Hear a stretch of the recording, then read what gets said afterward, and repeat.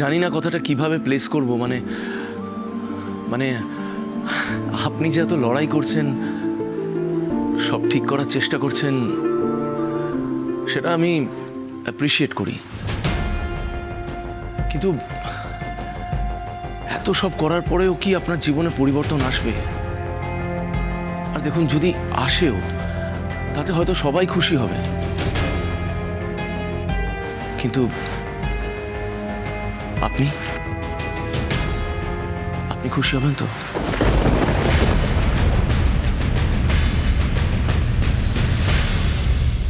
সব কি? হ্যাঁ, সব কে পাঠা কে জানে। তুমি এভাবে ফেলে দিলে কেন? খুলে দেখতে পারতে একবার। তিস্তাগুলো দেখার কিছু নেই, ওগুলো সিজনাল গ্রিটিং জাস্ট পাঠিয়েছে।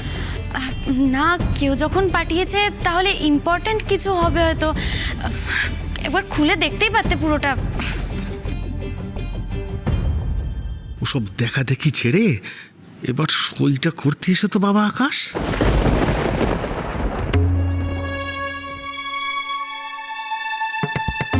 তিস্তা, কি ওটা কে পাঠিয়েছে? বৌদি, নাম তো লেখা নেই কারোর। আমি তো আগেই বলেছিলাম বেকার লোকজনের সাথে টাইম পাস করার জন্য সব করে। এক্স্যাক্টলি এক্স্যাক্টলি ভাইপো, তুমি ঠিক বলেছো, টাইম পাস করে। আরে তুমি হলে কি আকাশ চ্যাটার্জি, এত বড় একটা বিজনেসম্যান, তোমার এখন একটা সেকেন্ড ইম্পর্টেন্ট। কোনো খেয়ে বসে কাজ নেই, বেকার লোক ভেবেছে তুমি ওদের মতো বেকার। কতটা সময় নষ্ট করলে বলো তো? তুমি তুমি চলো, ওই আসল কাজটা করে ফেলি, ওই সাইনটা করে ফেলো তুমি। হ্যাঁ চলুন, হ্যাঁ অলরেডি অনেক দেরি হয়ে গেছে। এক্স্যাক্টলি, চলো চলো চলো।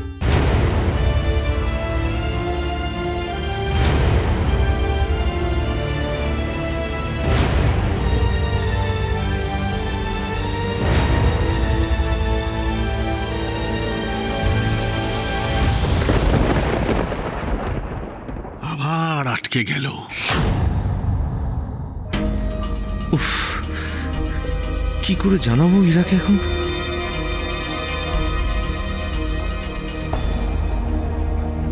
কিছু মানুষ আসলে সোজা কথা সোজাভাবে বুঝতে পারে না, তাই তাদেরকে বারবার ওই সোজাভাবে বোঝানোর চেষ্টা করতে হয় আর কি।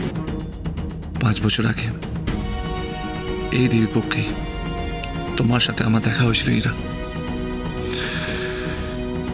এই বাড়িটাকে ঘিরে আমাদের সম্পর্কের শুরু, আমাদের লড়াই শুরু, আমাদের ভালোবাসা শুরু।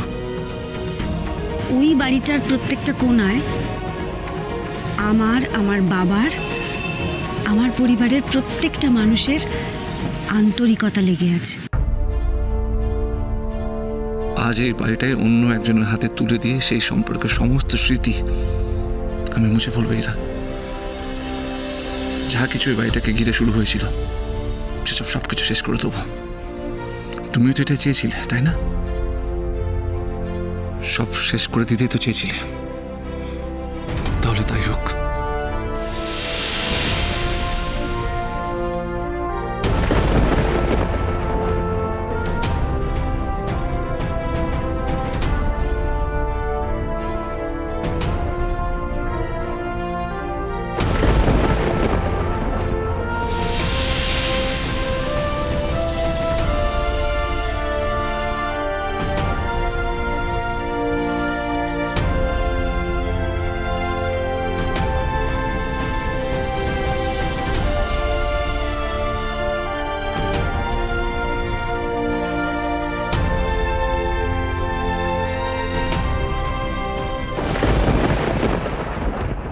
এটা কি করলো আকাশ?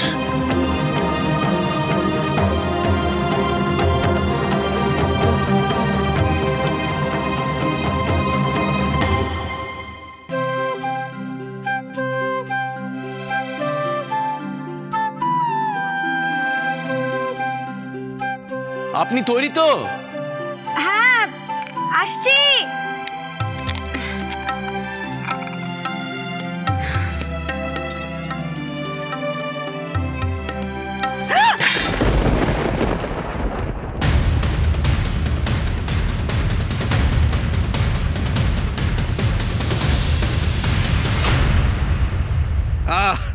আজ না, আজ আমার খুব আনন্দ হচ্ছে, ভীষণ আনন্দ হচ্ছে। এই আপনারা সবাই মিষ্টি মুখ করুন, মিষ্টি মুখ করুন, আজকে তো আনন্দের দিন।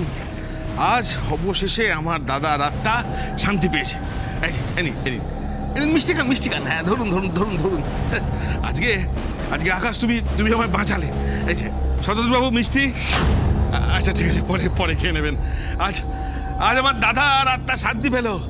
আরে ভাইপো ভাইপো ভাইপো, থ্যাংক ইউ সো মাচ। তোমাকে তোমাকে তোমাকে সত্যি সত্যি অশেষ ধন্যবাদ।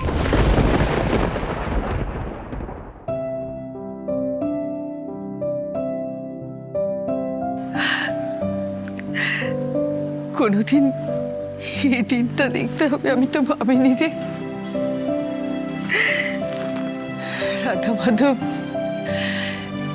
মাধবী তুমি কি করলে?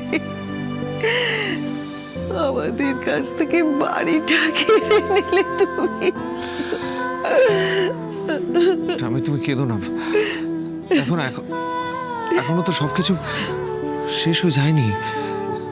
তুমি দেখো, নিলাম হওয়ার আগে এরা কিছু না কিছু একটা ব্যবস্থা করবেই। তুই বলছিস? হ্যাঁ, ভরসা রাখো। কি যে হবে এখন ভগবানই জানে। কি করব, কোথায় যাব আমরা?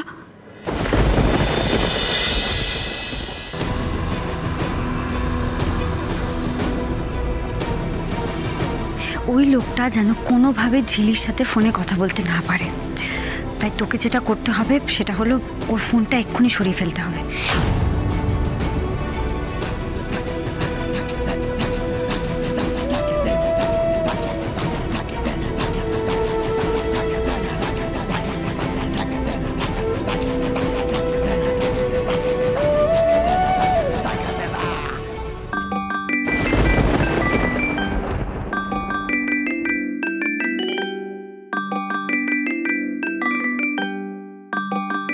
এই এক মিনিট শতদ্রু, আপনি আমার ফোনটা নিয়ে কি করছেন? না, মনে হলো ফোন এসেছিল। এটা কি আপনার ফোন? ও, ওটা আমার ফোন, আপনি জানেন না? না না, জানি। এমনি দিন।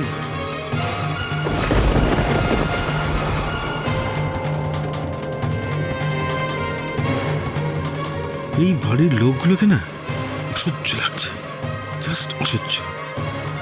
এ ঠিক সুবিধে ঠেকছে না আমার। না, এই সত্যি বলছে বলে তো মনে হচ্ছে না।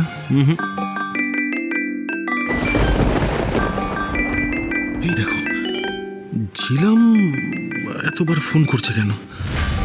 এখন তো এদের মাঝে ফোনটা রিসিভ করাও ঠিক হবে না। আমরা ঠাকুর দেখতে ঘুরতে কখন যাব? এই তো এক্ষুনি যাবো। তুমি মামার কাছে রেডি হয়ে নাও।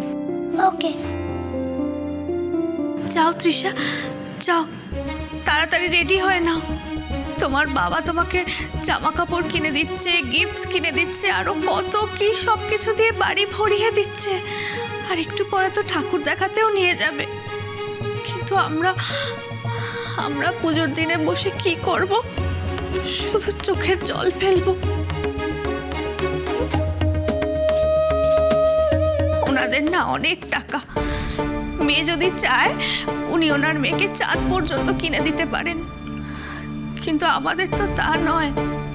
আমাদের গোনাগুন্তি টাকা, তার মধ্যেও ছেলেটাকে দুটো জামা পর্যন্ত কিনে দিতে পারলাম না পুজোর জন্য। কেন না? দিন রাত বসে শুধু ভাবতে হচ্ছে এরপর আমরা কোথায় যাব, কি করব, কিভাবে থাকবো।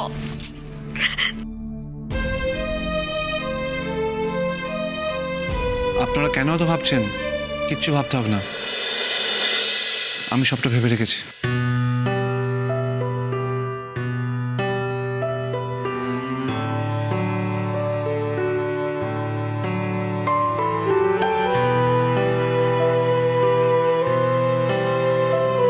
এই দেখুন, আপনাদের জন্য পুজোর কিছু জামা কাপড়, বিশেষ করে ডাম্পুর জন্য।